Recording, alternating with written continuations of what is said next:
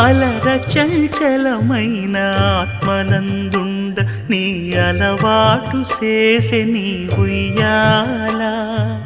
అలర చంచలమైన ఆత్మనందుండ నీ అలవాటు చేసే నీ ఉయ్యాల. పలుమారు ఉచ్ఛ్వాస పవనమందుండ నీ భావంబు తెలిపే నీ ఉయ్యాల. ఉచ్ఛ్వాస పవనమందుండ నీ భావంబు తెలిపే నీ